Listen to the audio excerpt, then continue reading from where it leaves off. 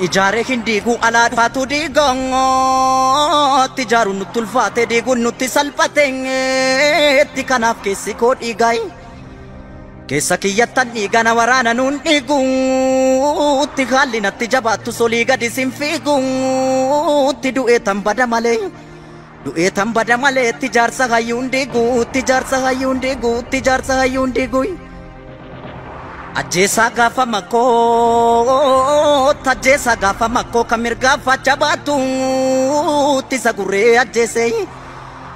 gurree ajjeese foon allaatti dhaalatu isa geeraraa galu isa waliif waamalu turee lammiin koo durii tarra maltu baay'atte itti arabbii rakkoo furii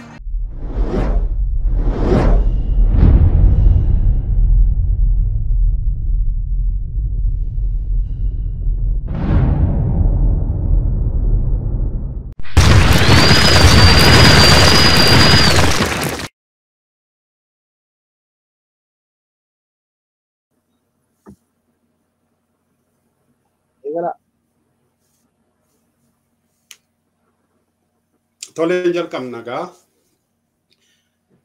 Nagaan keenya bakkuma jirtanitti isin haa ga'u ashama harka fuunee daawwattoota walabummaa News Network. Kan daawwachaa jirtan kun dhimma haala yerootiif seenaa gootota Oromooti. Asirratti dhimmi har'a harkaanu qabu dhimma aartist Haacaaluu Hundeessaa wareegamuu isaa waggaa tokkoffaa ilaalchisee maatii walabummaa News Network waliin marii gabaabaa goona. Baga nagaan dhuftanii maatii walabummaa News Network. Baga nagaan dhuftanii jalqabachiis. Tole har'a akkuma beekamu gootichi Oromoo artist Haacaaluu Hundeessaa diinaan wareegamee waggaa tokko guute. Dhimma isaa irratti har'a addunyaa guutummaa irratti Oromooni waan artistii kanaaf gooticha kanaa ayyaaneffataa jira. Nutis dhimmuma kana ilaalchisee walabummaa News Network hojjetooti har'a marii gabaabaa goonaa. Mee kallattii marii keenyatti haaseennu Haacaaluu Hundeessaa eenyudha? Maaliif wareegame yoo? Mee obbo Daanyee Moosisaa irraan eegala. Tole galatoomaa dhimma artistii fi jaalatamaa Oromoo Haacaaluu Hundeessaa ajjeeffamni isaa raawwatamee waggaa guutuu isaatti wal qabatee Oromoon biyya keessa jirus ta'e biyya alaa dhimma kanarratti yaadannoo waggaa tokkoffaa kanaaf fi walga'ee yaadachuun marii tokko tokkos gaggeessaa jira. Kanaafis immoo nu affeertanii akka nutis immoo karaa keenyaan yaadannoo kanaa yaadachaa waa'ee ajjechaa isaarratti qabxiilee tokko tokko dubbannu nu affeertaniif galatooma. Egaa Haacaaluun eenyuuf maaliin ajjeeffame kan jedhamuu fi kuni egaa dhibbaan dhibbatti ebelu jechuullee baannu haala namni kun keessa ture, namni kun eenyu maal hojjechaa ture, saba Oromootiif bu'aa akkamii fidaa ture, qaama biyyan bulcha jedhu kanallee akkamitti deeggaree sadarkaa sanaan ga'ee akkamitti immoo maaltu ta'aa ture kan jedhu ilaaluun barbaachisaadha. Background isaa maal ture, seenaa sana keessa maaltu ture kan jedhuuni. Haaleen ittiin ajjeefame immoo maaltu godhame, hangammaatti maaltu godhamaa jira kan jedhu irraani eenyutu ajjeesee kan jedhu tilmaamuun nama rakkisu. Maaliif kan jedhus immoo tilmaamuun nama rakkisu. Sirni biyya sanaa waggoota dheeraadhaa fi ilmaan Oromoo, qaroo Oromoo, beektota, hayyoota akkasumas immoo qabsaa'ota Oromoo lafarraa duugaa fixaa kan ture kun fira duwwaa otoo hin taane hormuu haala gaariitti beeka. Kanaaf Hacaaluun kan ajjeefamee fi sabboonaa qabsaa'aa akkasumas immoo dantaa garaa isaatiif yookiin dhuunfaa isaatiif jedhee mirga Oromoo dabarsee waan hin kennineef waan immoo isatti dhaga'amu waan beeku waan arges immoo ifaan ifatti bahee TV biyyattii sanas ta'ee social media garaa irratti waan dubbatuuf kun immoo diina Oromoo waliigalaa kan ta'e kana garaa waan gubee fi waan garaa hammeessee fi waan ilaalcha isaa yookaan immoo namni kun karaarraa maquu qaba jedhuun kan ajjeefame. Karaa biraatiin waa tokko ilaaluun namarra jira. Namni tokko siyaasa beekuudhaan duwwaadhaan miti qabsaa'aa kan ta'u yookaan immoo sabboonaa kan ta'u eenyummaa isaatti amanu digniitii yookaan immoo eenyummaa isaatti ani eenyu kun sabboonummaa isa jennu sana irratti amanee waan itti amaneef sanaaf immoo cichoominaan dhaabbachuun diina biratti akka yakka guddaatti ilaalama. Namni kun immoo siyaasas beekuu baatu, jaarmiyaa siyaasaas ijaaruu baatu, abbaa jaarmiyaas ta'uu baatu akka artistii tokkootti namni tokko namoota isa duukaa bu'antu jira, namoota isa dhagaantu jira. Akkasumas immoo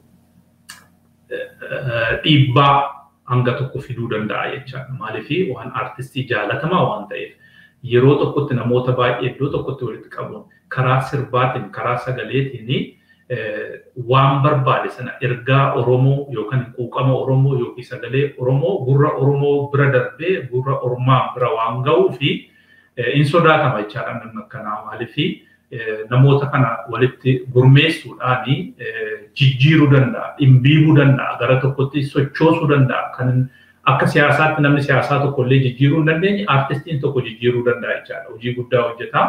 Kanarraan kan ka'e haala inni ittiin dubbachaa turee fi haala inni gochaa ture kana keessaan dhageettii inni qabu kana ilaaluudhaan diinni keenya, diinni Oromoo namni kun yoo akkanatti itti fufe Oromoo dhimbiibee karaa tokkorra yoo buuse nuuf balaadha. Kanaafuu nama akkanatti sochoosuu danda'u, nama Oromoo iddoo tokkotti walitti qabalee sagaleen isaa akka fudhatamu godhu, akka dhageettii argatu godhu kana karaarraa maqsuu qabna. Akkuma kanaan dura baranne akkas gochuu qabna kan jedhuuni kan ajjeesan hin jedha ammaa fi kanuma jedha. Tole egaa akkuma jalqabarratti kaasne har'a kan waa'ee wareegamaa artist Hacaaluu Hundeessaa irratti waliin mari'achaa jirru obbo Daanyee Moosisaa, obbo Naasir Koorsaa fi ana Gammachiis Naadooti. Mee dhimmuma kanarratti dabaltee obbo Naasir Hacaaluun eenyu maaliif ajjeefame kanatti dabaltee Piippiin ofumaaf ajjeeftee ofumaaf abukaattoo Hacaaluu ta'aa jirti. Akkasittiin dhiigi Hacaaluu mul'achaa hin jiru. Mee kan akkamitti ilaalta itti nu dabali?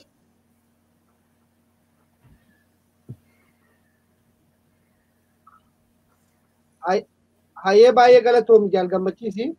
Hacaaluun maaliif ajjeefamee Piippiin ofumaa ajjeeftee ofumaa abukaattoo ta'aa jirti kan jedhuu fi waa'ee ajjechaa Hacaaluu baruuf eenyutu ajjeesee akkamittiin ajjeefame kan jedhamee laallamuudhaaf yoo barbaachisaa ta'e qabsoo Oromoo keessatti seenaa qabsoo Oromoo keessatti wantoota hedduu of duuba deemnee ilaaluu qabna.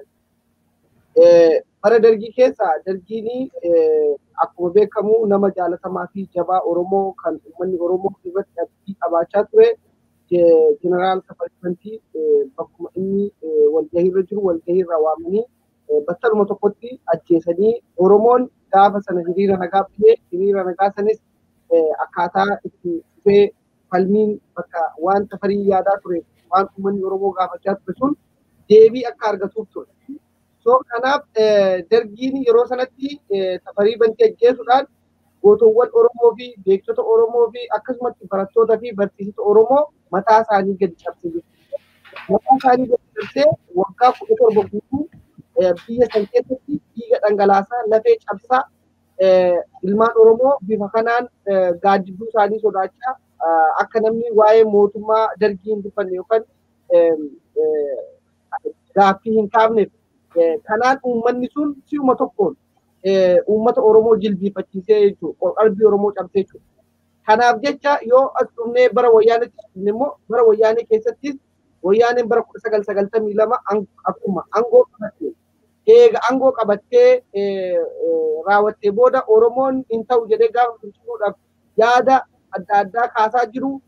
Akkasumas artistii beekamaa fi jaallatamaa goota akka Eebbisaa Addunyaa ajjeesuudhaan lafarra harkisanii yoo namni mootummaa kana mormu kana booda wanni isa eeggatu kana kan jedhamu waan ta'eef wayyaaniin waan dargiin hojjete san koppii irraa gootee waggaa 27 guutuu uummata Oromoo lafarraa buqqisuu ajjeesuu mana hidhaa keessatti kolaasuu kanaan biyyarraa ari'uudhaan hooggantoota Oromoo fi uummata Oromoo qalbii cabsitee Oromoon akka mirga isaa fi eenyummaa isaa hin falmanne gaaffii ilmaan isaa itti dhabaa ture. Gaaffiin abbaa biyyummaa fi gaaffiin lafa isaa akkaataa itti sabni kun cunqurfamu kan irratti hojjetamaa ture jechuudha. Kanaaf qaroo Oromoo beekamaa fi jaalatamaa ajjeesanii gaafa Eebbisaa Addunyaa ajjeesan biyyi guutuun mormii kaase. Mormii kaasee mormii suniin dhaamee sana booda nagaa buusanii akka barbaadanitti uummata sodaachisanii waan barbaadan hojjechaa ture jechuudha. Amma gara Abiyyitti yoo dhufnee gara Hacaaluutti yoo dhufne gara Hacaaluun jijjiirama bara 2008 argame kana keessatti adda durummaadhaan kan irratti bahee uummata Oromoo kan rafe dammaqsee kan ala jiru akka inni galu taasisee sirba diina fuuldura dhaabbatee kan inni wallisee Oromoo gootomsee Oromoo mirga isaa fi eenyummaa isaa akka falmatu kan taasisee jechuudha. Kanaaf Hacaaluun kana keessatti mootummaanis uummannis firrii fi diinni hundinuu maal akka ta'e ni beekan jechuudha. Kanaaf mootummaan amma biyya qabatee jiru kun kan mootummaa dhufiin jedhu Dr. Abiy filannoon isaanii guddaan waanuma Itoophiyaan kanaan dura ittiin ijaaramtee as deemaa Oromoo nyaachaa turte Hacaaluu Hundeessaa ajjeesuu irratti karoora baafatanii jechuudha. Karoora baafatanii ajjeesna jedhanii dhibanii akkuma jedhaniin Hacaaluu Hundeessaa ofumaa ajjeesanii ofumaa gadi bahanii gaafa Hacaaluu Hundeessaa ajjeefamu TPLF ajjeese shaneetu ajjeese kan jedhamu awwaalcha Hacaaluu Hundeessaa shaneetu dhorke shaneetu Amboo keessatti nama fixe hojjechaa jiran kanaan jechuudha wanni Hacaaluu Hundeessaa isaan ittiin ajjeesuu danda'an. Kanaafuu namni saba kanaaf uummata kanaaf fuuldura dhaabbatee dubbatu gaaffiin saba kanaa maal akka ta'e uummanni kun maaliif akka wareegamaa jiru waan galeefi kan ammoo yoo inni gabbahee maayikii daqiiqaa 3tiin uummata Oromoo miti halagaallee wajjin hiriirsee nu buqqisuu danda'a. Aangoo kanarraa nu dhabamsiisuu danda'a jedhanii waa yaadanii kanaaf Hacaaluu irratti karoorfatanii jechuudha. Otuma Hacaaluun akka mormuu akka waan Oromoo irratti rakkoo dhufu akka hin fudhanne waan beekanii jalqaba dursanii itti himan daqiiqaa 10 obsuu hin dandeenyu jedheen jechuudha Abiy Ahmed. Yoo uummata nurratti kakaas yoo hawaasa kana deebitee kan jeequmsaaf kan gootu taate aangoo keenya irratti koo kan nutti dhuftu taate daqiiqaa 10 akkasii obsine beeki jedhanii waamanii itti himan jechuudha. Eega sana godhanii booda Hacaaluu Hundeessaa mana isaa dhaqanii qe'ee isaatirraa ijoollee isaatirraa mana isaatirraa gadi baasanii akkaataa isaan itti ajjeesan uummata Oromoof ifa galaadhaa jechuudha. Kanaaf TP'n waan gochaa jiru kan irratti abukaatoo ta'uu hin danda'u yakkamaadha. Abiy Ahmediin dabalatee Shimallis Abdiisaa fi akkasumatti Taakkalee Uumaa keessattuu waan Hacaaluu Hundeessaa irratti hojjetame itti gaafatamummaa qaban jechuudha. Seeratti dhiyaatanii seeran itti gaafatamuu qaban kan jedhu qabaa kana jaalgammachiisa. Tole galatoomi walabummaa akkuma ati jette artist Hacaaluu Hundeessaa dursa Dr. Abiyyiitu galma Minilikiti yookaan beeta mangistii isaan jedhan sanatti waamee akeekkachiisee sin ajjeessa daqiiqaa tokko yoo turtuttiin jedhee jedhama. Kanumatti dabaluudhaan Piippiin Hacaaluu kan ajjeestee fi bu'aa siyaasaa keessaa argachuudhaa fi ittiin dhaabota yakkuudhaa fi ittiin aktivistoota yakkuudhaa fi kabiraan immoo ittiin Oromoo sodaachisuudhaa fi jedhama. Obbo Daanye bu'aa siyaasaa barbaaddu argatteetti Piippiin artist Hacaaluu Hundeessaa ajjeesuudhaan moo jibbiinsa uummata biraa argatte? Mee kanarraa waan nu jedhe. Tole guddaa galatoome galatoomachi. Itu gaafii keessa kanatti hin ceeni waan lamaan tokko lafa kaa'uu barbaada. Abukaatoo ofuma ajjeessanii ofuma abukaatoo ta'uu kun kan jedhu irratti. Laali hattuuni naa hattuu waan bu'aa qabu waan gatii qabu hatti. Hattee immoo ofuma qorataas ofuma murteessaas ofumaaf immoo himataas ta'uu yoo dandeesse haqni meeshaa badee yookiin abbaa jalaa badee suni haqa isaa dhokatee hafe jechaadha. Akkuma kana diinni Oromoo yeroo hundumaa qaroo Oromoo kan gatii qabu kan fuuldura deemuu danda'u kan chochoosuu danda'u saba kana chochoosuu fuuldura deemuu danda'u sagalee isaa hunduu akka dhaga'uu fi ergaan dabarsuu akka hubatu kan godhu kana keessaa dhaamsaa ajjeesaa turan. Kanaaf qaamni biyyan bulcha jedhu kan kallattiidhaan qaroo Oromoo sakaan mana dhaatti sakaan ajjeesaa sakaan immoo bosonatti gataa sakaan biyyaa baasaa jiruu fi waan qaroon Oromoo kun hunduu Oromoo kallattii qabachiisanii Oromoo of duuba yaasanii hangoo keenya irratti balaa ta'uu danda'u kan jedhu. Kanaaf namni tokko yoo nama ajjeese ofuma immoo qorataas ta'ee ofumaas immoo abukaatoo ta'ee ofuma mana murteessaas ta'ee waan sana gochuu hin danda'u. Kanaafuu kuni haqni kuni hin hafu hin ba'a kaanni ba'u immoo gaafa Oromoon biyya isaa abbaa biyyummaa isaa mirkaneessee walabummaa bilisummaadhaanii haqa Oromoota hanga ammaatti balaan irra qaqqabe kan akka Hacaaluu baay'eetu jira. Isa dhuma kana gaa Hacaaluun isa dhiyoo kana isa dhumaa kana ta'e akkanatti nu haa bu'u malee baay'eetu qaalii kan ta'an dhalli Oromoo qaalii kan ta'anii kan diina harkatti akka tasaatti bakka buuteen isaanii kan dhabames kan immoo dirree irratti baasanii uummata fuulduratti rashananii hunduu haqni isaanii kan ba'u gaafa abbaa biyyummaa ofii Oromoo mirkaneeffate. Hanga mootummaa ofiin jedhee qaamni gaangistariin biyya sana keessa taa'u kuni jirutti haqni kun hin ba'u. Irra dibaadhuma as dibanii kan dibanii isa immoo rabbitti fuudhee kana ajjeesii sana ajjeesanii maqaa dhabuudhaan alatti wanta isaan godhanii jiru. Kanaafuu abukaatoo ofii ajjeesanii ofii qorataas abukaatoos ta'uu hin danda'anii yoo ta'anis immoo haqni sun dhokateetuma fa'aa kan jedhutti dabaluu barbaadeetaniin. Egaa bu'aa siyaasaa argattee Piippiin jettu kanaafi laali istirateegiin isaan ittiin deemanii akkuma kanaan dura dubbataa duranii yoo danda'an amansiisuu yoo dadhaban immoo burjaajessuudhaan konviinsii fi konviizii goon akkuma jedhee Shimallis dubbate jechaadha. Maqaa namaallee dha'uun gaarii ta'uu baatus garuu kun waaqaa waan ofii inni dubbate waan ta'eef rakkina waan qabuu miti. Kana hojjetu jechaadha. Iddoo itti danda'anitti iddoo itti kaanitti immoo burjaajessuudhaan kan isaan deeman. Innaa tokko tokko dhugaa dubbachuudhaa fi qaamni mootummaa jedhee of waamu biyya sana keessatti gaafa dhufee hojii sana eegalu yookaan immoo barcuma sanarra taa'u kakuun isaan kakatan yookiin waadaan isaan galan tokko dhara malee hin dubbadhu dhara malee hin hojjedhu yoon dharaa hala waan nagaa hojjedhe jedhanii waan kakatanii dhufan fakkaatu. Mee haasaa isaan hangawoonni siyaasaa hangoonni biyya sana keessa jiran hunduma isaanii kan isaan kaleessa dubbatan har'a ganama har'a guyyaa booda yeroo wanti isaan dubbatan waa wal dha'uuf waa wal hin fakkaanne waan kijiba wanti isaan dhugaadha jedhan hanga ammaatti hin jiru. Kijiba yeroo hundumaa waan kijiba isuma ija namaa fuuldura taa'u kana isuma haqa jiru kana isa maal jedhu icciitii gabaa keessaa jedhu kan gabaan beektu akka icciitiitti dubbatu isa gabaan beektu isaan dhara jedhu waan hunduu kun dhara. Kanaafuu innuma dhufani hangoo qabatanii dhara malee dubbadhu jedhanii waa waadaa gala wayii natti fakkaata hunda isaanii yoo laalle jechaadha.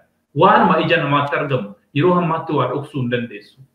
Tasuma waa dhoksuu hin danda'amu jechaadha. Isa haqa jiru kana kijiba dubbatu. Kanaaf isaan kan barbaadan egaa akkuma kana calqaba irratti dubbachuu yaale qaroo kan ta'ee uummata sagalee uummataa ta'uun haqa uummataa dubbatee uummata biratti fudhatama argatee aangoo isaanii irratti balaa eenyuta of jalaa haquudhaaf kan jedhu isaanii of jalaa kaasuudhaaf siyaasni isaan barbaadan.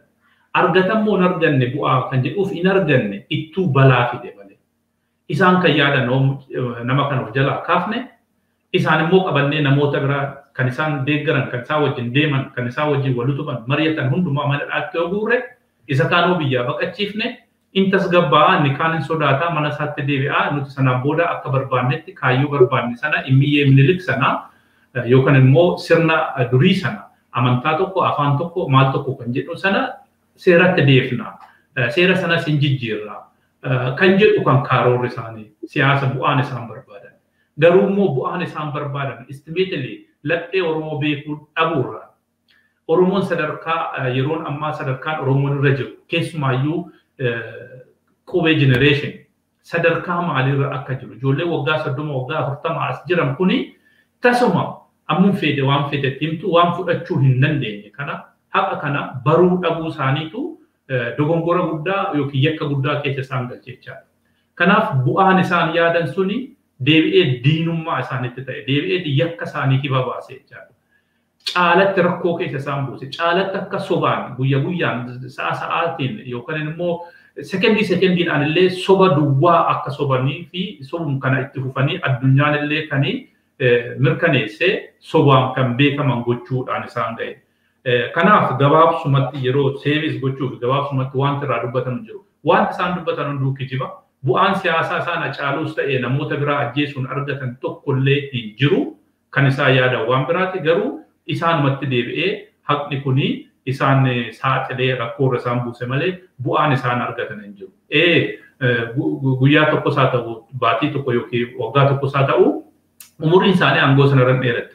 Garuu haala kanaan cinqii kanaan itoo uummanni itti duulu itoo uummanni jiru ilkaaniin sobaa duwwaa garaan keessa gubachaa jiraachuun gatii hin qabu garuu umuriin isaanii maddee ishee waggaa tokko waggaa lama akka dheeratteerti. Kun immoo bu'aa fidaa kan jedhuuf bu'aa miti. Kanaafannaa guyyum sanaa yoo du'anii baanin yookaan immoo gadhiisanii baan silaa bu'aa guddaadhaa rakkoo sana. Itti fufuun isaanii garuu ittuu balaa isaan saaxile malee bu'aan isaan argatan hin jiruun jedha jalqabachiisa. Tole hedduu galatoomi obbo Daanyee megara naasiriitti yookaan walabummaatti hin darbaa Hacaaluun wareegameera. Maatiin isaa hoo maalirra jiru? Akkuma jabina isaa akka uummata Oromoo fi hojjechaa turetti dirmanna argataniiru maatiin isaa. Xiqqoo kan gidduu kana dhaga'ee xiqqoo waan na gammachiise keessaa tokko warri maccaaftu lama gargaarsa guddaa akka gochaa jiranii fi maatiin isaa maallaqaan akka gargaaranii dhagaa ture. Kana malee dirmannaa barbaachisu uummata Oromoo biraa argataniiru ijoolleen artist Hacaaluu Hundeessaa. Galatoomi gammachiisi egaa kanarratti illee ani dubbii akka maatii wajjin wal quunnamtii qabu garuu uummanni Oromoo waan maqaa Hacaaluu waan jechuudha. Wanti suni qaqqabuu dhabuudhaaf ani waan dhugaa dubbachuudhaaf waan sani irraa kana jedhee dubbachuu kan jedhu maaliif waan tokko waan dhageessee yookaan immoo ija keetiin argitee ta'uu danda'a. Garuu uummanni Oromoo guutummaan guututti isaa wajjin akka jiru kun beekamaadha. Hacaaluu waan hin arganne ijoollee isaa akkaataa itti kunuunsan uummanni hedduun akkaataa irratti hojjetamaa ture jira gara sooshaal miidiyaatiin kan argaa jirru. Isa kanaafiyyuu maatiin Hacaaluu jechuun uummata Oromoo jechuudha yeroo ammaa kana keessatti. Wanni guddaan maatii isaa kana bifa kamiin gargaaramaa akkamittiin gargaarama kan jedhuu fi gargaaramaa jiraayii jedhuu fi wantoota akkaataa isaaniiyyuu uummanni utubsine mootummaatu irraa ittisaa ture. Kanaaf warra haqa Hacaaluu barbaadda jedhutu as garagalchanii waan isaan akka hojjechaa turan argaa jirra. Warra kaleessa diina Hacaaluu Hacaaluu warra balaaleffachaa ture warra maal hojjechaa ture mootummaan ofuma isaatiin deebi'ee akkaataa namni maatii isaatti hin maatii isaatti siqee akkamittiin Hacaaluu ajjeesu Hacaaluu akkamittiin yoom fuudhanii bahan eenyutu fuudhee bahe sa'aatii meeqatti fuudhee bahe yoom bilbilamee dhufe gaaffiin tokkollee wanni amma haqaa caalu fi dhugaa hacaalu akkaataa itti argamuuf baramu maatiin hun dubbatu. Isa maaliif kan jedhu kanaaf egaa isaantu beekaa jechuudha. Garuu immoo akka Oromoo dhugaa kana haqa kana ijoollee kana gargaaruudhaafis ijoollee kana waan barbaachisu gochuudhaaf uummanni Oromoo waan dhiisuu miti. Ammoo dhugaan hacaalu haqni hacaalu haati ilaallee yeroo itti gadi baatee sa'aatii kanatti dhuftee sa'aatii kanatti immoo fuutee deemte kan jettullee mul'atu jechuudha. Isa kanaaf daldala siyaasatiif akka ittiin fayyadamnee kan jedhamutu yeroo hedduu deemamaa ture. Garuu haa ta'uyyuu malee waa'ee daldala achi keessatti namni lubbuu isaatiin daldalee waa argachuuf deemu aangoo qabachuuf deemu jira fayyaatu. Namni anatu caanaa lakkii ati finaantuu anatu caanaa kan jedhamu kun immoo kuni haala diinni yeroo hundumaa inni sin jaalatu anatu jaalata kan jedhu Oromoo ofiidha waliidhuma isaati Oromoon akka wal lolu waliidhuma isaati akka wal fuuldura dhaabbata. Kun ijaaruma Itoophiyaa keessatti Oromoo lamaan walitti buusanii wal shakkisiisanii inni haqa kiyyan barbaadu inni dhugaa kiyyan barbaadu achitu anatu kiyya barbaada kan jedhamu san wantoota kanatu mul'achaa jira. Haala isaan maatiin Hacaaluu fi obboleeyyan Hacaaluu dubbachaa jiranirra malee bifa kamiin rakkoo kamitti akkamittiin gargaaramuu danda'a kan jedhamuufiyyuu namni miidiyaan tokko hanga har'aatti bira gahee maalinni Hacaaluun akkamittiin ajjeefame. Egaa Hacaaluun ajjeefame yoo dhugaan Hacaaluu akkamittiin dhokate akkamittiin dhabame kan jedhuufi micayyoon waliin turte sun isaan dura yeroo meeqa mana keessa dhuftee beekte. Isaan dura walitti dhufeenyi keetii akka dubartootatti walitti dhufeenyi isii maali kan jedhu kana hundumayyuu namni gaafate hin jiru jechuudha. Isa kanaaf rakkoo hedduutu maatii Hacaaluu akkan argaa jirutti akka amma har'aatti tika mootummaatiin waan eeggamaa jiran natti fakkaata.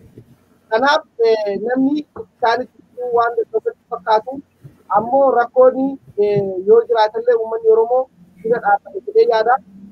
Kana wanni ani irraa hubadhu gargaaruudhaafis rakkina uumame san baruudhaafis akka miidiyaattis akka hawaasa Oromoottis gaaffii guddaa kan namatti uumaa jiru maatiin Hacaaluu maaliif gadi ba'anii haqa jiru dhugaa jiru hin dubbatanii warri jaarmiyaa siyaasaa kaanillee ni daldalanii ittiin waa argachuuf haasa'anii jiru. Garuu warri dhugaa qabu warri haqa qabu kun miidiyaa irratti maaf gabbahanii dhugaan jirtu kana yeroo akkasiitti kaasee bilbilaa fi nutti kufuudhaan nutti deemuudhaan wantoota akkasiitu hojjetamaa ture. Sana booda duuti Hacaaluu kanarraan bakka kanarraa ka'eet iddoo akkasiitti dhaabbate kan jedhamu kanayyuu Hacaaluun gaafa manaa bahu eessan deema jedhee deeme eessatti nuti keessa jedhee deeme kan jedhamu kanaayyuu namni itti gaafate hin jiru jechuudha. So kanaafuu gargaarsa kanaafillee ijoolleen kun akkamitti jiranii akkamitti bulanii kan jedhuufillee uummanni Oromoo hedduu waan beeku natti fakkaatu kanuma jechuu danda'a ammaa fi jaalgamatti.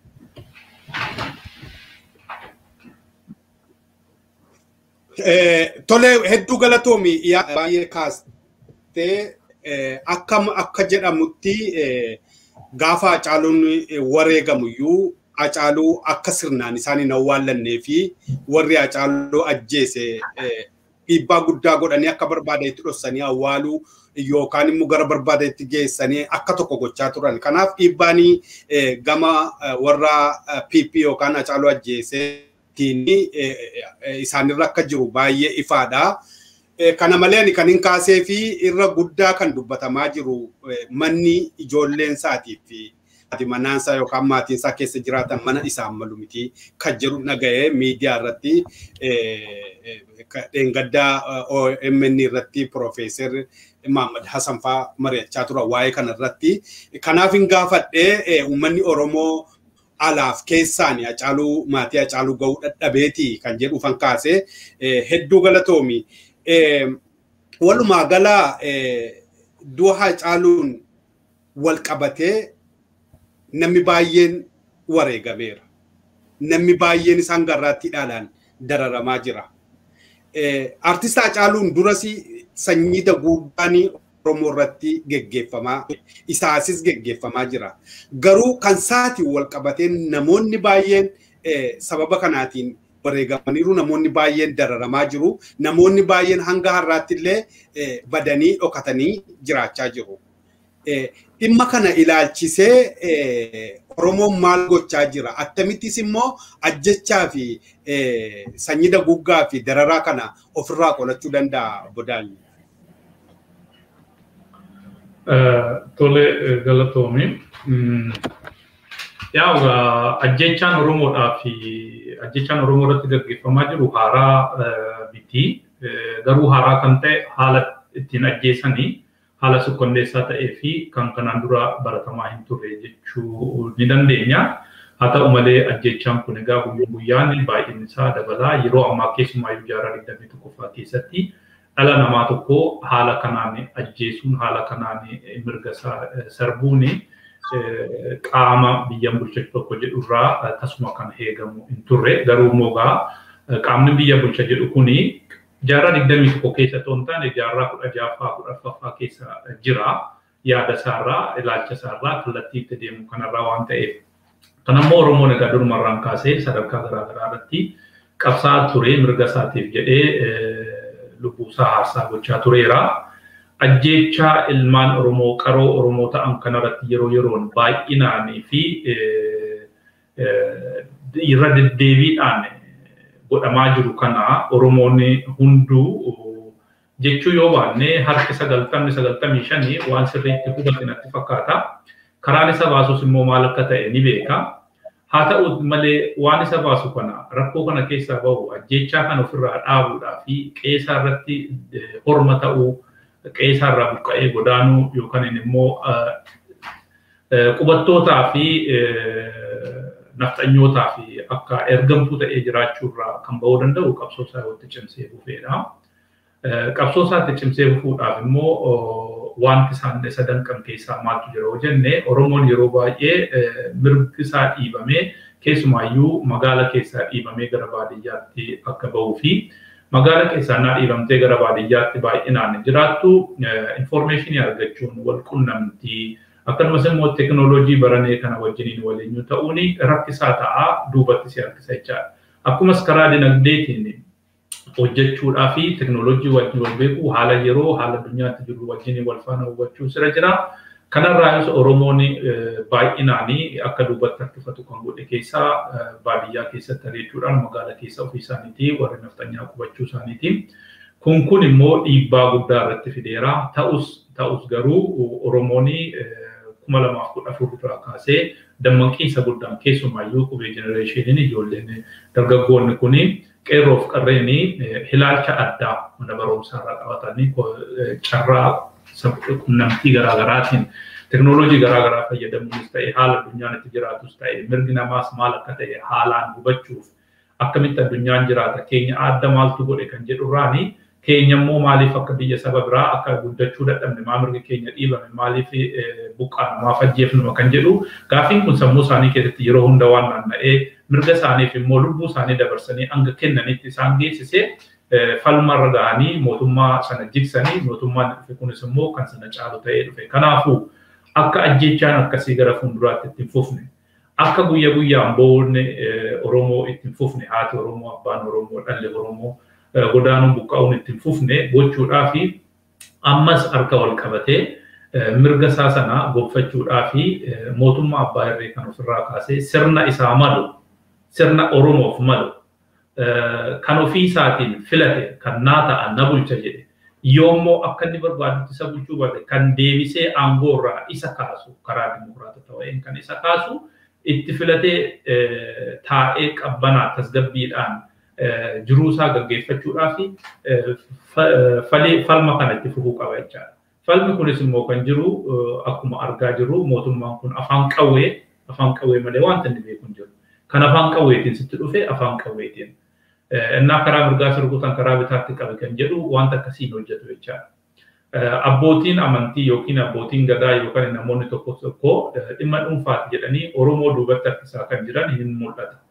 Isaanii parsantii 5 afaan sana keessaa kan jiran keessaa isaan akka tokkotti fudhannee isaan ammallee haala amma deemaa jiru kana ilaalanii dhala Oromoo irratti waan gaggeeffamaa jiru kana ilaalanii akka duubatti dhaabbatanii fi inni immoo hobsaan mee yeroo eegganna kan jedhu yeroon eeggatan hin jiru ammum yeroon dheerataa deemu du'iitiin itti fufaa deema dararaan itti baay'achaa deema rakkoon namaa akkasuma baay'achaa deema beelli itti baay'achaa deema kana waan ta'eef boruuf kaa'uun nurra jiru waan har'a hojjetamu har'uma hojjechuun nurra jira jecha isa boruutti dhufna waan boru hojjennu pilaanii goonee saganteeffannee garuu waan amma hojjennu sa'a kanatti hojjechuu qabnu hamma hojjechuu qabna kanaaf sabni Oromoo akkuma waliigalaatti qabsoosaa cimsee humna waraana isaatii woboo bira dhaabbachuudhaan akkasumas immoo jaarmiyaalee bira dhaabbachuudhaan karaa jaarmaalee karaa nagaa qabsaan jechuu kiyya isaanis deeggaraa humna ta'aa fi harka wal qabatanii sirna isaaniif ta'u sirna Oromoof ta'u dhaabbachuu duwwaadhaan rakkoo kana keessaa bahuu furmaanni kan ta'u kan duwwaadhaan jedhan.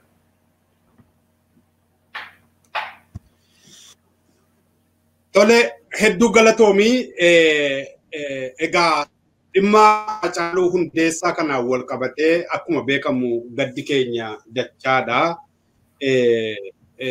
Kunoo tokko lama jedhee waggaa guutee kana malees immoo guyyaa lama moo sadii fuulduraa miseensa shanee gumii sabaa adda bilisummaa Oromoo Jaal Dheengee Huseen addunyaa kanarraati du'aan boqotanii jiru. Kunis immoo gaddi keenya gaddi nutti dhaga'amu guddaadha jaala guddaa jaala jabaa jaala qabsoo kana keessatti oddoo guddaa qabu obbiraa dhabne isaa fi maatii isaatii fi ilmaan Oromoo hunda rabbi jajjabinaa haa nuuf haa kennu jedha. Mee kanarraati dabarree gidduu kana waan hedduutu tatta'aa jira. Filannoon Itoophiyaa keessatti geggeeffamee jira. Filannoo sana addunyaan hiikan fiduu jechaa jira. Akkasumallee jaarmiyaaleen adda bilisummaa Oromoo fi KFOllee filannoon kun Itoophiyaa keessatti nagaa waaraan fiduu kan saboota hundumaa yookaan dhaabota hundumaa jaarmiyoota hundumaa sirnaan hirmaachise miti jechaa jiru. Kanaan wal qabatee immoo haalli haaraan tokko immoo as bahee jira. Kaleessa akka dhaga'amutti mootummaan Itoophiyaa ofiin jedhu nagaa tokkoyyuu dhaabota wajjin hin haasofnu teenyee hin haasofnu mariidhaan hin furru rakkoo jiru kanaa jechaa ture. Addunyaan immoo rakkina Itoophiyaa keessa jiru kana kan furu filannootu hin taane marii biyyoolessaati jechaa ture. Fakkeenyaaf waraana bilisummaa Oromootii fi waraana Tigraay TPLFin goolessituutti moggaasanii jiru. Akkamitti akka wajjin hin mari'atamuu hin danda'amu namaaf hin galu. Haa ta'u malee kaleessa akka dhaga'amutti warri TPLF waraana mootummaa Itoophiyaa hedduu booji'anii agarsiisaa maqalee qabachuu isaanii himani. Addunyaanis himaa jira. Mootummaan Itoophiyaa immoo dhukaasa dhaabne jedha. Ergi dhukaasa dhaabaniiti maaliifiti bulchitoota biyya sanaa baasan maaliif waraanni isaanii baqatee bahe. Dhukaasa dhaabuu jechuun olii galteedhaan dhukaasa dhaabanii bakka jiranitti taa'uu barbaachisa malee biyya gadhiisuu barbaachisaa. Mee kana attamitti ilaalta Bunaasir? Baay'ee galatoomi gammachiisi. Durumaan dursa mootummaan kun yeroo jalqaba dhuferraa kaasee sobuu eegalee sobarraa dhufe. Mul'anni mootummaa kanaa mul'anni Abiyyi Ahmad Dr. Abiyyi Ahmad mul'ata Minilik ture. Nama du'ee waggaa 100 biyyoo keessa tureeni isaan qajeelfamuu barbaadaa ture. Otoo yeroo ammaa dhaloonni ammaa kun jiru isa kanaafiyyuu wanti hanga har'aatti godhamaa jiru kuni Abiyyi waraana dhaabne yookaan immoo dhukaasa dhaabne kan jedhuu fi durmaaniyyuu gaafa jalqaba addi bilisummaa Oromoo fi KFO'n mootummaan ce'umsaa ijaaramuu qaba. Biyya kana keessatti nagaa waaraa fiduudhaa fi uummata biyya kanaa tasgabbeessuudhaaf sabaaf sablammiin akka tasgabbaa'uu fi filannoon waarawaa ta'e tokko haa deemamu. Namni ofiidhaan nama barbaadu ofiin nama isa bulchuu barbaadu haa filatu kan jedhamu durumaa kaaseetu addi bilisummaa Oromoo waan kana dhiyeessaa ture jechuudha.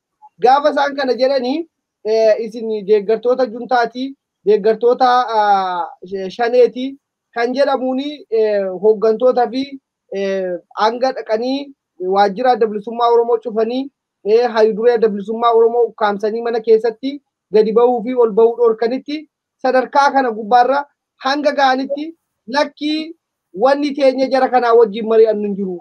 Yakkamtoota shororkeessitoota jedhanii isuma kaleessa mootummaa TPLF keessatti hojjetamaa ture deebisanii hojjetan jechuudha. Isa kana jechuun bifa kamiin waanuma TPLF bara 1992 adda bilisummaa Oromoo irratti hojjete sana hojjechuu barbaadan malee furmaata fiduu hin dandeenye.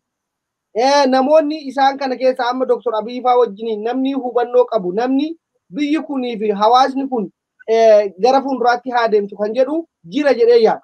Namoota taa'anii dubbachuu barbaadan kaameraa fuuldura taa'anii yookaan immoo dantaa mataa isaaniitiif walii gadi fiigan malee dhimma biyya sanaa keessatti dhimma nagaan akkamittiin argamaa fi nagaan akkamittiin dhufa kan jedhu namoonni yaadu jira jedhee hin yaadu jechuudha PP keessa.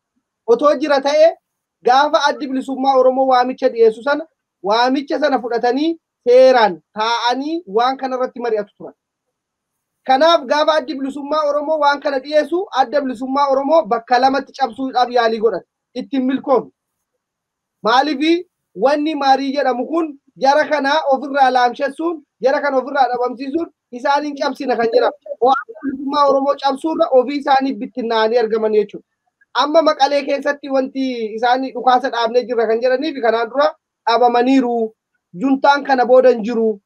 Tadamsisuwaal jedhanii Abiyyirraa duqeet naachoo jedhee kan inni dubbachaa ture daaraa goonee jirra kan inni jechaa ture sana bifa kamiiyyuu dhukaasa eenyutti dhukaasaa sagaleessa daaraa gooneerra jedhee sanatti dhukaasaa jira moo nama biraati isa jedhu kanayyuu gaaffiin hawaasa keessa naanna'aa jira. Kanaaf dhukaasa turaniiru bareeggii isaan lola xumurreerraa otoo nama tokko najjeesin nama nagaa tokko otoo najjeesin tarkaanfii fudhannee xumurree jirra kan isaan jedhanii labsaa turan. Bifuma wal fakkaataadhaan adda bilisummaa Oromootiin waraana bilisummaa Oromootiin torban tokko jidduutti ji'a ja'a jidduutti dhabamsiifnee Keeniyaa galchinee Sudaanii kaaba Sudaanitti galchinee jirra jedhanii kan isaan xumuran.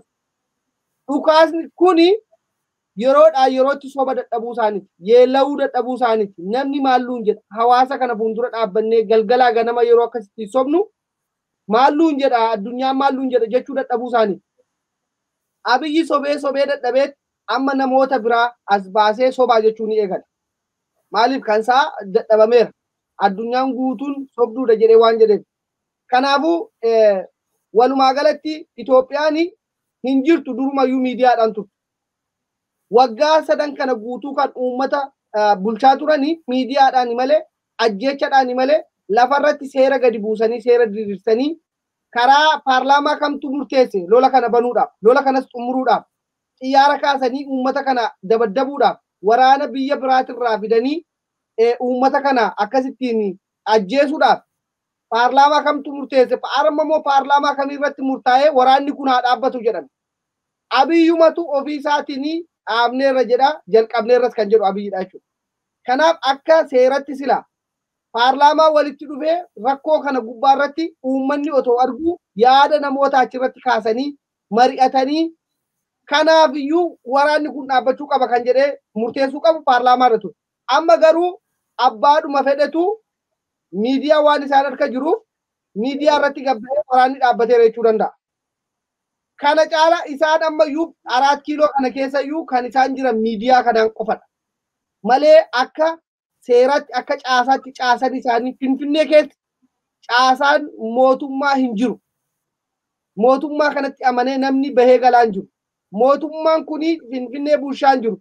Namni Finfinnee keessatti kan du'aa jiru. Hacaaluu Hundeessaa Finfinnee keessatti du'aa jiru. Isa Maqalee miti. Isa kanaaf har'a gaa isaan waraana dhaabneerraa lakkii nuti kana booddee lola hin barbaannu teenyee mari'anne seeramuufi otoo hin jaalatin otoo dirqama isaaniitiin waan addi bilisummaa Oromoo jedhe sana fudhatanii itti seenanii mari'achuun dirqama isaanii ta'a jechuudha. Yoo mari'atanis immoo hundumtiyyuu kan itti dhufee dhimmi biyya kanaa nu galchaa barbaanna biyya kana gara fuulduraatti oofuu barbaanna kan jedhu dhaqee mari'achuudhaa fi of qopheessuu danda'uu qaba. Kana keessatti garuu ammas Oromoon haala yaaddeessaa keessa jiru. Hooggantoonni adda bilisummaa Oromoo tokkoon isaanii kan ala jiran baay'ee namoota baay'ee xiqqoodha. Kan biyya keessa jiran hundi isaanii mana hidhaa jiru hayyu duree dabalatee. Isa kanaafuu yoo deemamee gara mariitti kan dhufu dhukaasni kun dhaabnee irra isaan jedhan kana dhiisanii mootummaan ce'umsaa kan ijaaramu yoo ta'e furmaanni nuti qabnu waraana bilisummaa Oromooti. Waraana bilisummaa Oromoo wajjiniin ta'anii nutis lafa keenya qabannee Oromiyaa lixaa Oromiyaa kibbaa qabannee akkuma naannoo Tigraayitti waa'een keenya dubbatamuu qaba. Kanarratti xiyyeeffachuu qabna. Isa kan saanii isaatti dhukaasa dhaabu Oromiyaa keessaas waraanni Abiyyi bahuu qaba. Kanarratti gaafa isaan waraana sana baasanii nuti dhukaasa dhaabaniiru jennee kan isaan haasawu. Malee akka amma dhukaasa dhaabneerra jedhan inni mo'amne jechuu isaaniiti malee mo'amaniiru hin jiranii Tigraay bilisoomtee jirti biyya walaba taatee jirti. Kana booda Tigraay naqanii eenyuyyuu achirraa ishee sochoosuu hin danda'u. Kana kan isaanii sobaa jiran malee dhugaan jirtuu fi isaan jedhan garaagarummaa qaba jechuun barbaade gammachiisa. Tole hedduu galatoomi yeroo keenyas deemaa jira.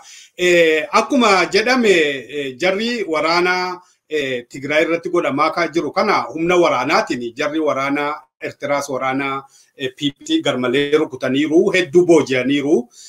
PP'n kan inni tarkaanfii ittiin fudhachaa ture guddaan tokko xiyyaaraan immoo deemee gabaa rukutee uummata rukutee ammoo addunyaa baay'ee jedhuee utuu isaan hin beekin gaazexeessitooti biyya alaa Awurooppaa irraati gaazexeessitoota achi seenanii warra TPLF wajjin waan hundumaa addunyaatti agarsiisaa jiru.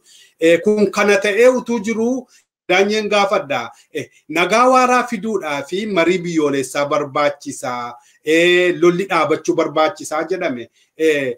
Abiyyiin faama utaalanii Tigraay keessaati ba'aa jiraachuun isaanii kun dhaqanii iddoo biraatti immoo lola banuudhaaf Oromiyaa keessatti lola banuudhaaf immoo nagaa waaraan kan bu'uu danda'u yoo Tigraay keessaa ba'an qofa. Attamitti ilaalta kana lolli Oromiyaa keessatti hedduudhaan babal'achaa jira. Olumaa galaa injifannoo warra Tigraay kanatti kan geesseyyuu waraanni Abiyyi faffaca'ee lolli isa mudachuudha waliigala Oromiyaa keessatti gama Sudaaniin daangaa Sudaaniitiin bilisummaa Oromoo waraanni bilisummaa Oromoo bahaa dhiyaa kaaba kibba giddu galeessa iddoo hundumaati garmalee haleeluurraanii waraanni isaa faca'eeti kan inni Tigraay keessattis mo'amaa jiru waan ta'eef. Gama Tigraay keessaati ba'anii dhukaasa dhaabuu qofti nagaan fi daabbodaan. Tole gaaffii kanatti tonceen waa lamaa tokko jechuufan waraana dhaabne irratti. Ilaa durumaa waraana kanatti seenuun barbaachisummaa qabaataa yommuu qabaatu kan jedhu sabni Oromoo bal'aan irraa dubbatee ture. Waraanni bu'aa akka hin qabne keessumaayyuu adda bilisummaa Oromoo akkasumas immoo KFO waan kana baasee ameeqala dubbataa turanii qabsaa'onni Oromoo aktivistoonni Oromoo lola bu'aa hin qabne kan jedhu. Mootummaan tokko dursee mootummaa kan jechisiisu keessaa nageenya uummataa eeguudha. Waan godhu sanas immoo maaliin godha maafan godhaa eessattii fi yoomiin godhaa itti bahiinsi ani waan hin godhu sun maayinni kan jedhu konsekwensiin sun maal fida kan jedhu sana sirriitti waan hubate natti fakkaatu qaamni biyyan bulcha jedhu sun. Maal jedhu Profeesar Mararaanii gifa bala'u. Qaamni biyyan bulchaa jira jedhu kuni waggaa sanan kana keessatti warra gifa bala'u sana irribumarraa ka'ee gifa bala'u jedhanii qarartoodhaan innaa lafa dhiphisanii utaalaniitum ka'anii waa tokkorra bu'u. Ajjeesisoo jedhan ka'ee ajjeesa ajjechaan sun maal fida karaa siyaasaa karaa dinagdee karaa dippiloomaasii maal kan jedhu waan ta'anitti yaadanii mari'atanii qoratanii lakki bu'aan kun barbaachisu ammaaf kana goonu jedhanii waan hin ta'an natti fakkaatu akkuma itti fakkaatetti akkuma namni tokko ka'ee akkasaa goonu kan jedhuun bala'uusa jedhan gifaa bala'uu sana ta'a jechaadha. Waraana kana sennaa eegala waraanni kun maaliif eegale waan ittiin eegalame barbaachisaa ture akkamitti karaa nagaa furamuu hin danda'uyyuu waraana hubanne immoo maaltu nu qunnama bu'aan isaa maal ta'a lubbuu namaa qabeenya irratti dinagdee waliigala hundumaa naannoo sana irratti maal fida akka waliigalaatti Oromiyaa irratti Itoophiyaa jedhamtu sana irratti maal fida jaarmiyaan addunyaa akkasumas immoo mootummaan addunyaa uummanni addunyaa immoo ilaalcha akkamiin irratti fida karaa mirga dhala namaatiin maaltu irra kan jedhu waan hubatan natti fakkaatu waan taa'anii irratti yaadanii waan kana diskeeshinii godhanii bu'aan isaatti bahiinsi isaa maal ta'a yoo faallaa deeme maalirra fida kan jedhe waan taa'anii itti yaadan natti fakkaatu warma gubbasi qarartoo isaanii sekendii tokko qarartoo guyyaa tokko qarartoo iyyaa oolanii sekendii tokkotti baqatanii ba'an sana aasaaruma akkasii dhagaaniitti itti deemanii kunoo waan argatan. Kanas immoo waraana dhaabne jechuun ilaali mootummaan tokko waraana dhaabne jedhu dursee ibsee idda waraanni sun dhaabbate akkuma jaalgammachiisela jedhe waraanni innaa dhaabbatu haalatti waraanni dhaabbatu zoonii fakkeenyaa fi jidduu waraana lamaanii sana murtaan kiiloomeetira murtaan 10-15 ta'uu danda'a qaamni eenyu sana dhaabu ta'uu danda'a yookaan immoo bakkuma jiranitti riphanii tuma qaamni sadaffaan seeniini dhaabbatanii haala tokko gochuudhaaf waliigaltee gochuudhaaf mariidhaafis godhu bakkuma jiran sanatti. Kanas immoo godhan dursanii godhanii idda godhanii booda piroosesiin sun ta'a jechaadha. Amma kan argaa jiru maan idda Tigraay waraanni Tigraay dhufee rukutee Maqalee seenee sanaan booda waraana dhaabnee jedhu. Waan waliin fakkaanne waan kolfaati kun. Kaadiree OPDO ta'e malee namni kana gurratti fudhatu iyyuu hin jira jedhee yaadu.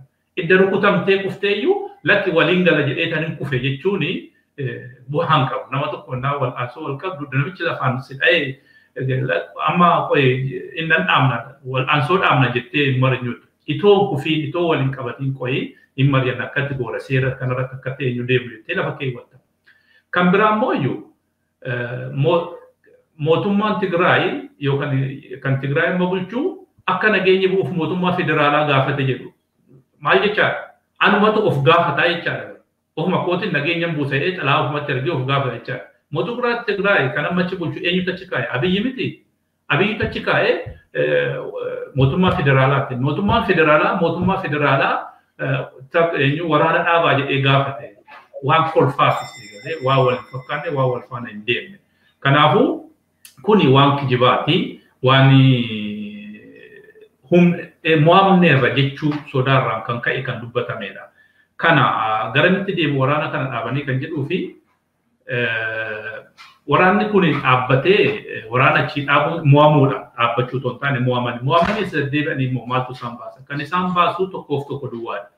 Ammas qaama isaa laallatu akkuma ibsa adda bilisummaa Oromoo fi KFO'n baasanitti wal taa'anii wal faana taa'anii qaama jaarmiyaalee biyya sana keessatti waan tudduu na ilaallata jedhu qaama na ilaallatu jedhu sana wajjiniin gara fuulduraatti biyyittii kan akkamitti gara fuulduraatti deemsifna karaa siyaasaa karaa dinagdee karaa dippiloomaasii karaa hawaasummaa akkamitti wal teenyee roodmaappii tokko kan waloo ta'e kan sabaaf sablammii biyya sanaa wal qixa ilaaluu fi mirgi isaanii kabajamee akka federaalaatti taa'an waliin taa'anii yoo haasaaniin alatti isa isaan as baanii waraana dhaabne maal dhaabne jedhan Tigraay duwwaa ta'anii dubbachuun isaanii furmaatan fidu. Dhuguma immoo qaamni Tigraay yookaan humni Tigraay keessa lolaa jiru kunis yoo rakkoo kanaan dura ture isaanis waan keessa tura waan gochaa turanii fi sanarraan immoo maaltu har'a isaan irra ga'e borus immoo maaltu dhufa jedhanii yoo yaadan iyyaadu jedheen ooree galamee fiiraa arganiiru dogongora isaanii rakkoo isaan kanaan dura gochaa turanii maal immoo isaan irraa akka ga'e waan argeef sabaaf sablammiin kun itoon hirmaatiin isaan ta'anii mootummaa wajjin haasa'u jedhee si yaadan. Maaliif tokkoffaaf mo'atanii galanii qabataniiru naannoo isaanii lammaffaaf immoo ammaan booda akka duriitti deemnaa yookaan akka biyyitti deemna jedhanii isaanis yaadan. Yoo ta'an illee gaafiin isaanii dhiyaatu illee jaarmiyaalee siyaasaa keessumaayyuu kan Oromoo kan ta'an isaanis dhiyaatanii jedhanii duran kanaan durallee dubbataniiru TPLF kanaan dura naatti arganii teenyee kan mari'annu ABO'n fa'aa yoo keessatti deebi'anii isaa wajjin teenyee kan jedhu waan akkasii dubbataniiru. Akka nama sammuun isaa sirriitti yaadutti yoo yaadanii rakkoo darbirraa baratanii yoo yaadanii ammallee mootummaan yookiin dhiibbaan karaa halaa Tigraay jedhan kuni mootummaa federaalaa Tigraay wajjin taa'ee haasa jedhanii mootummaan Tigraay kan uummanni Tigraay filate suni jaarmiyaaleen siyaasaa biyya kanatti waan tunduu nagalcha jedhu taa'ee wajjin marjanna jedhanii akka hayyuduree halduree kaan jedhetaniin tilmaama. Nageenyas dhufuu kan danda'u sana duwwaa Tigraay wajjin haasa'uun kee bakkee biraatti nageenyaan fidu. Achi immoo waraanas deebisanii loluu fi ta'us kunis nageenyaan fidu. Rakkoo balaa fida. Keessumaayyuu seentarii bakka ta'etti lolli hamaan deemnaan Oromiyaa keessatti deemnaan biyyittiin tootaaliin jigdi isa Tigraay duwwaa ta'uu taane. Tigraay amma fakkeenyaa fi Itoophiyaa jigsuu irratti gahee tokko haa taphattu malee rakkoon amma Oromiyaa keessatti akka waliigalaatti waraanni guddaan yoo deeme isa Tigraay caalaa naannoo biyya sanaa akkasumas gaafa Afrikaatiif balaa guddaa waan fiduuf kanallee jarrittiin sila sammuun isaanii waan yaadu natti hin fakkaatu oo yaadan dhiibbaa addunyaan qabuus akkasuma Oromoon immoo humna isaa cimsatee humnaan of hundoo dhaabbate itoon jaalatiin taa'anii wajjin yoo haasan malee furmaata waan argatu natti fakkaatu lola oo yaadan ittuu badiitti deemu jedha. Hedduu galatoomi yaada bal'aa kaastee akkuma jette warri Tigraay duraan gaafa jaarsoliitti erganii rakkoon nu gidduu jiru furamuu kan danda'u adda bilisummaa Oromoo faajii yoo haasofne walumaa gala filmaata waaraa finne malee kan jedhu ture keessaa bulchiinsi naannoo Tigraay suni amma kan waraana sana hoogganaa jiru tokko isatu jedhee ture. Akkuma beekamu biyya sana keessaati Tigraay keessaati guyyaa lama dura kan bulchiinsi baqatee isaanis immoo dhaadachaa Tigraayitti marsee maanini Maqaleetti marsee qabachuuf jennaa jedhaniitu dhaqanii lolanii qabatanii akkuma isin jettan sobni isaanii kun baay'ee nama dhibaa akkuma walabummaan jedhee mee gara xumuraatti dhufneerra lammaffaa immoo kan baay'ee nu dinquu fi kan baay'ee nama raajaa jiru tokko biyyattii keessa silaa seerri iyyuu hin jiru mootummaan hin jiru malee manni murtii jedhamu kan seeraan tumame jira. Manni murtii kun guyyaa lama moo sadii fuuldura Jaalli Abdii Raggaasaa dhaase. Waraqata kenneefi akka inni walabaan gadhiifame waraqata kenneefi baasee Jaalli Abdii Raggaasaa namni simachuu dhaqe Jaaljabeessaan dhaqee simatee yeroo fuudhanii achiiti gara mana isaatiitti deemuutti jalqabu immoo dhufanii lamaanuyyuu qabanii hidhanii Jaaljabeessaa takka tursanii baasanii jedhanii Jaalli Abdii amma immoo fuudhanii lafa buusan hin jiru jedhama. Attami manni murtii kana maaliif itti dhiyaatu manni murtii kun maal barbaachisa biyyattii sana keessatti maaliif jiraate manni murtii? Mana murtii jechuun addunyaa irratti maaninni ministeerri muummeellee abbaan fedhellee mana murtii biyya tokko keessatti dhiyaateetu seeraan gaafatama. Manni murtii seera hin qabne manni murtii mirga hin qabne maaliif jiraata biyya sana keessa? Kana naakaasiiti Bunaasir achumaanii waan dhimma artist Hacaaluu Hundeessaas maatiisaas uummata Oromootiifis dhaamsa qabdudhaa miti itti fufi. Baay'ee galatoomi gammachiisi egaa duraan dursa wanti amma manni murtii maaliif biyya sana keessatti seerarra hin oolu wanni manni murtii murteesse muummeen ministeeraa biyyattiis ta'e eenyuyyuu namni yakka hojjete seeran itti dhiyaatee seerri itti murteessa namni seerri immoo walaba taasisee eenyuyyuu qabuu hin danda'u kan jedhuu fi yoo biyyi ijaaramtedha dura. Itoophiyaan seeranii miti kan ijaaramte. Otoo seeran ijaaramte sabaaf sablammiin biyyi dhiigni nama dhangala'u kun hin dhangala'u. Biyyoota nuti baqannee keessa jiraachaa jirru kanatti seeratu jira. Namni badii balleesse badii isaatiin itti gaafatama. Kanaaf biyya sana keessatti nama aangoo qabatu nama aangoo of harkaa qabutu abbaa seera abbaa humnaan. Kan haqa dubbatus kan nama ajjeesus kan bilisa nama baasus namuma aangoo of harkaa qabu san Abiyyi Ahmadiidha jechuudha. Kanaafiyyuu manni murtii biyya sana keessa jiru wanni guddaan nama gaddisiisu namoota ogummaa seeraa baratanii waggaa 15 waggaa 16 baratanii taa'anii achi taa'anii nama isaan gadhiisan yeroo 20 yeroo 30 yeroo qabanii hidhanii riyaakti gochuu isaanii dadhabuutu hedduu nama gaddisiisu. Kan mootummaa sana caala warra ogummaa sana baratee waan sana mana murtii sana irratti nama ati bilisa jetteen gaafa poolisiin gadi baasee qabu kana irraa dubbachuu dadhabuu isaanii. Kanarraan kana garuu kan Jaalli Abdii Raggaasaa jalqaba mana isaatti dhaqanii rasaasatti dhukaasanii ajjeesuuf yaaliin irratti godhameyyuu eenyutu ajjeesuuf yaalii godhe eenyutu dhukaasise jedhamu sanaafiyyuu wanni qoratame jiru. Jaalli Abdiin haqa qaba. Mana isaa lafa inni ciisu keessatti kan isaan dhaqanii dhukaasan. Sana booda eeggii hidhame hanga har'aatti yeroo 48 mana waggaa 3 jidduutti waggaa tokko jidduutti yeroo 43 manni murtii gaafa itti dhiyaatee walaba jedhuuni kana hundumayyuu biyyi suni maalirra akka jirtu eenyufiyyuu ifa galaadha jechuudha. Ijoolleedhaaf illee ifa galaadha jechuudha. Namni xiqqoo waanuma xiqqoo nagaa buusuudhaaf yaalii isaan biyya diiguu irratti kan isaan xiyyeeffatan. Isaan namni nagaan akka bu'u otoo hin taane seerri akka lafarratti qabatu otoo hin taane akka sila jaaldaanyiin jedhu soba hoomishuu irratti kan isaan waanii godhan xiyyeeffatan. Malee Koloneel Gammachuu Ayyaanaa baheera warri akka Jaalli Abdii eenyu beenyaa labbii beenyaa fa'aa gadhiifamanii turaniiru eeggii gadhiifaman. Jawaar fa'aa har'a amma har'aatti wanni isaan hidhamaniif hin beekamu. Manni murtii waggaa tokko guutuu keessatti waan irratti hin jiru. Kanaafuu namoota hedduu kan isaan dararaa jiran seerri hin jiru. Itoophiyaadhuma uumamuma Itoophiyaatu sobaan ijaarame nama fixuu, nama ajjeesuu, nama dhugaa dubbatu, nama nagaanaa bu'u, nama wajjiniin haa jiraannu jedhu ajjeesuu fi dhabamsiisuu irratti waan ijaaramee jiruu fi rakkoo guddaan isa kanadha. Kanaafuu gabaabadhumatti manni murtii federaalaa Abiyyi Ahmad kan bilisa baasus, ka hidhus, ka ajjeesus mana hidhaa keessaa immoo baasanii nama ajjeesuun iyyuu hin jira jechuudha. Kanas kan hojjetu Abiyyi Ahmad. Seerri otoo jiraate silaa duuti kunis dhufu. Isa kanaafiyyuu uummanni keenya kana sirriitti hubachuu danda'uu qaba. Mana murtii kana keessatti ka dhiyaatee seeran itti murteeffame hin jiru. Kan bilisaan illee gadhiifamaa jiru hin jiru jechuudha. So kanaafuu wanni isaan bilisa jedhaniif waan gadi baasanii hidhuu waan barbaadanii fi yeroodhaa yerootti yeroo dheeressuu waan barbaadaniif jedhee yaadaa jechuudha. Kanaan gara dhaamsa kootti yoon darbu maatii Hacaaluu Hundeessaa uummata Oromoo hundatti wanti nani dhaamuu barbaadu yoo jiraate egaa wanni guddaan dhugaa Hacaaluu barbaadu irratti uummata Oromoo wajjin dhaabbachuu danda'uu qabu. Uummata Oromoodhaaf carraa banuu danda'uu qabu. Ijoolleen Hacaaluu immoo ijoollee uummata Oromooti. Kaayyoo Hacaaluu Hundeessaa irratti wareegame sana galmaan gahuudha. Gara fuulduraatti oofuudha. Dhugaan haqni Hacaaluu qofaaf otoo hin taane ofii keenyaaf mataa keenyaaf jennee haqa kana barbaaduun nurra jira jechuudha. Dhugaa kana bira dhaabbachuun nurra jira jechuudha. Maaliif boruu ijoollee keenyatu seera kanaaf biyya sana keessatti abbaa seeraa ta'uu danda'a. Badii balleessee seeratti dhiyaachuu danda'a waan ta'eef seerri har'a dhugaa Hacaaluu hin baafne boru biyya sana ijaaree biyya sana ittiin bulche jechuun hin danda'amu. Dhugaa namaa dhoksaa biyyi ijaaramuun hin danda'amu.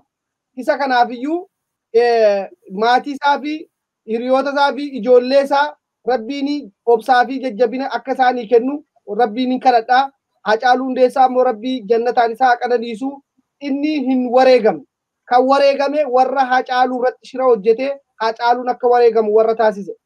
Warra diina gammachiisuuf Oromoo gaddisiisuudhaaf hojjete sanatu keessi isaanii boqonnaan qabu. Warra gabbahanii maqaa warra itti barreeffame itti kenname illee warra akka Adaanech Abeebee fa'a isaan itti dhiphatan. Warri akka Shimallis Abdiisaa fa'a itti gaafatamu. Dhugaan Hacaaluu haqa Hacaaluu isaan harka jira. Kanaafiyyuu du'a isaatirra akkaataa inni ittiin awwaalame biyya abbaa isaa keessatti biyya keessatti dhalate keessatti nagaan awwaalamuullee kan isaan dhorkan itti gaafatamummaan isaan bira jiran jedha. Uummata Oromoo fi dhugaan karaa dhugaarra dhaabbatee Hacaaluu qofaaf otoo hin taane biyyi sun gara fuulduraatti deemuudhaaf dhugaan mul'achuu qaba. Dhugaa bira dhaabbachuu qaba uummanni Oromoo kan jedhu qaba. Galatoomii carraanaa kenniteef gammachuu. Tole hedduu galatoomii dhaamsa keessa dhaammattee yaada bal'aa kaastee egaa olumaa gala marii har'a goonee dhimma artist Hacaaluu Hundeessaas dabalatee wanta biyyattii keessattis ta'aa jiru keessaayyuu warri Tigraay hojjetan kana uummanni Oromoo waan guddaa irraa barachuu qaba waan guddaa gochuu qaba. Oromoonis mirga isaatii fi garmalee akkas tokkoomee ka'ee ofirraa diina isaa buqqisuutu irra jira. Kana jenna kan biraanii artist Hacaaluu Hundeessaa warri ajjeese akkuma jettee isaan bara baraan siidaa abaarsaati kan isaaniif dhaabatu. Garuu Hacaaluu Hundeessaaf siidaa gootummaa siidaa kabajaa tu dhaabbataa fi uummata Oromoo fi maatii Hacaaluu Hundeessaa rabbii haa jajjabeessu. Hacaaluu Hundeessaa immoo meera jannataatiin haa qanansiisu. Olumaa gala daawwattoota walabummaa News Network kan isiniin waliin mari'achaa turre obbo Daanyee Moosisaa, obbo Naasir yookaan walabummaa fi ana Gammachiis Naadootii maatii walabummaa News Networkiiti. Waan nu daawwattanii fi galanni keessan bilisummaa haa ta'u jecha marii keenya har'aa asuma irratti xumurannaa galatooma nagaan tura.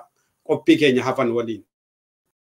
Kan ijaaree hin diiguu alaa dhufaatu diigootti ijaaruun nutti ulfaate diiguun nutti salphateetti kanaaf keessi koo dhiigaay keessa kiyyattan dhiigana waraana nuun dhiiguutti haalli natti jabaattu solii gadi sin fiiguutti du'ee tan bada malee itti jaarsa hayyuun diiguutti jaarsa hayyuun diiguutti jaarsa hayyuun diiguuy.